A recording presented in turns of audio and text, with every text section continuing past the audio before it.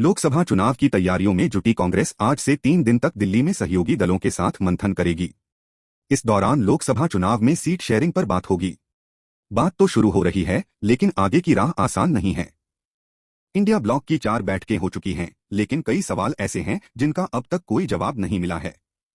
बार बार ऐसे बयान सामने आ रहे हैं जो बता रहे हैं कि खींचतान चल रही है। हर रोज मामला पेचीदा होता दिख रहा है। इंडिया ब्लॉक के लिए आसान नहीं है सीट शेयरिंग। इंडिया ब्लॉक के कुनबे में पूरी 19 पार्टियां जुट तो गई हैं, लेकिन सहमति नहीं बन पा रही हैं। ब्लॉक की 4 बैठकें भी हो गई, लेकिन अब तक 4 दिन चले ढाई कोस वाली बात हो रही है। कभी यूपी में खींचतान नजर आती है तो कभी बंगाल में। न चेहरा तय हो पाया है न मुद्दे। 4 बैठकों में बड़ा मंथन तो हो गया, लेकिन अब तक कोई ठोस बात तय नहीं हो पाई है। पिछली बैठक में तय हुआ था कि 31 दिसंबर तक सीटों शेयरिंग पर आखिरी फैसला हो जाएगा, लेकिन नए साल के आज 7 दिन गुजर चुके हैं, लेकिन इंडिया ब्लॉक में सीटों पर कोई फैसला नहीं हो पाया है। लोकसभा में 136 सीट और राज्यसभा में 90 सीटों का दम रखने वाले इंडिया ब्लॉक में लगातार मतभेद निकलकर सामने आ रहे हैं।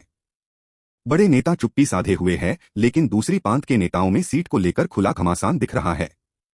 खुलकर बयानबाजी हो रही है। इंडिया ब्लॉक की कई चुनौतियां हैं, जैसे कौन ब्लॉक का संयोजक होगा, पीएम पद का कैंडिडेट कौन होगा, किसी एक चेहरे को आगे रखने की बारी आई तो वो कौन होगा, विवाद वाले राज्यों में एक राय कैसे बनेगी और विवाद वाले राज्यों में सीट शेयरिंग कैसे होगी, कांग्रेस के ज्यादा सीटों के दबाव को क्षेत्रीय दल कैसे लेंगे, कांग्रेस क्षेत्रीय पार्टियों से ज्यादा सीटें कैसे हासिल करेंगी।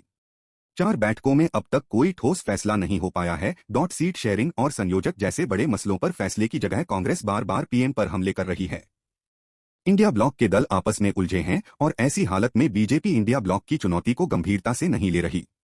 आज से कांग्रेस सीट शेयरिंग को लेकर आज से 3 दिन तक सहयोगियों से बात करेगी। आज बिहार के नेताओं की बारी है। पहले आरजेडी नेता कांग्रेस की नेशनल एलायंस कमेटी से मिलेंगे।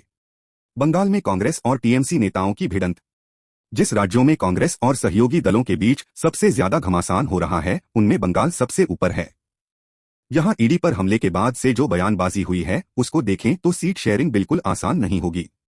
कांग्रेस बंगाल में ममता दीदी के साथ हाथ मिलाकर चुनाव लड़ने का इरादा रखती है, लेकिन हाल ये है कि यही कांग्रेस बंगाल में कानून व्यवस्था पर सवाल उठाकर कहती है कि बंगाल राष्ट्रपति शासन लगाने का फिट केस है।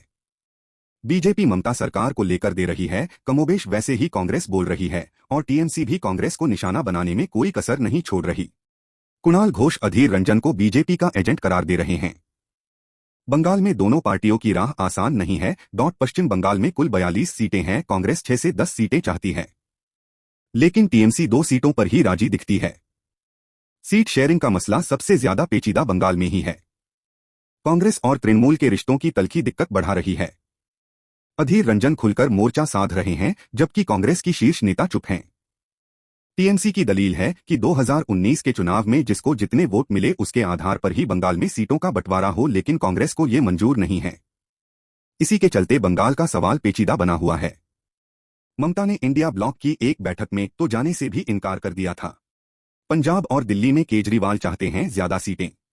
इंडिया ब्लॉक के सहयोगी दलों के साथ आज कांग्रेस सीटों को लेकर बातचीत शुरू कर रही है, लेकिन देश की राजधानी दिल्ली में ही उसका आम आदमी पार्टी के साथ तालमेल नहीं बैठ रहा है।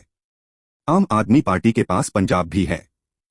कुल सीटों की तादाद पंजाब में 10 और दिल्ली में 7 है, यानी दोनों राज्यों में कुल मिलाकर 17 सीटें हैं।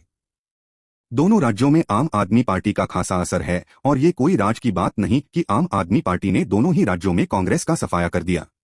कांग्रेस को अब तक ये बात खटक भी रही है, और दिल्ली के स्तर पर जो नरमी हो, लेकिन इन दोनों राज्यों के प्रदेश स्तर के नेता आपको पचा नहीं पा रहे हैं। दिल्ली में सहमति बन भी सकती है, और हो सकता है कि आप कांग्रेस को 2 या 3 सीटें देने पर राजी हो जाएं, लेकिन पंगा पंजाब में है। पंजाब में तो कांग्रेस के राज्य के नेता नहीं चाहते कि आपके साथ कोई गठबंधन हो। उधर विधानसभा चुनाव जीतने का बाद आपकी कोशिश है कि पंजाब की लोकसभा सीटों में भी ज्यादा पर वो ही लड़े। खटास इतनी ज्यादा है कि आम आदमी पार्टी कह रही है कि हो सकता है कि किसी एक राज्य में कांग्रेस और आप अलग अलग लड़े, यानी पंजाब और दिल्ली में भी ब्लॉक का मामला फंसा हुआ है। यूपी में सपा नहीं चाहती ज्यादा सीटें देना। हिंदी पट्टी के यूपी बिहार पर भी कांग्रेस की नजर है, हालांकि यहां पर क्षेत्रीय पार्टियां मजबूत हालत में हैं। अखिलेश और लालू नीतीश से ज्यादा सीटें लेने की कांग्रेस कोशिश करेगी, लेकिन ये दल भी जानते हैं कि कांग्रेस की अब वो ताकत नहीं रही।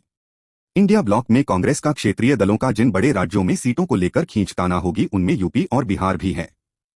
खास तौर पर यूपी, जहां कांग्रेस खोई जमीन तलाश रही है। यहां बीजेपी ने एक छत्र राज कायम कर लिया है। समाजवादी पार्टी से लेकर बसपा तक यहां वापसी के लिए जोर लगा रहे हैं। ऐसे में कांग्रेस के लिए गुंजाइश कम बढ़ती है, लेकिन कांग्रेस की उम्मीदें काफी ज्यादा हैं।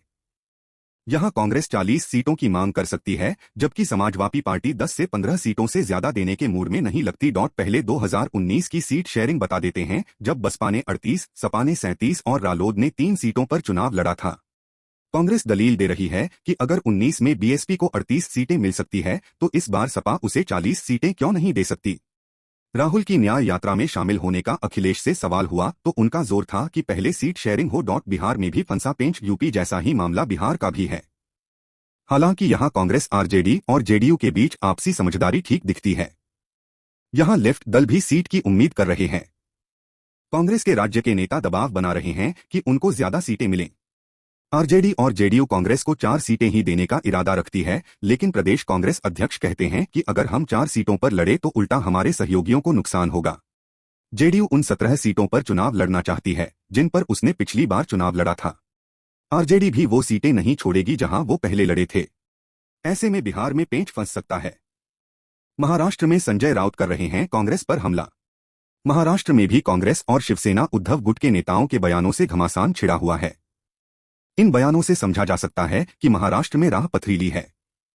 यहां भी शिवसेना उद्धव गुट और कांग्रेस के बीच घमासान मच सकता है।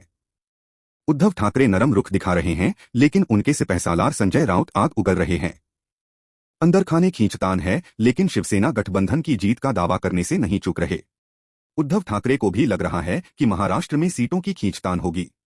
हालांकि वो सब कुछ दिल्ली में बात करके सुलझाना चाहते हैं। पश्चिमी राज्य महाराष्ट्र कांग्रेस के लिए दिक्कत है।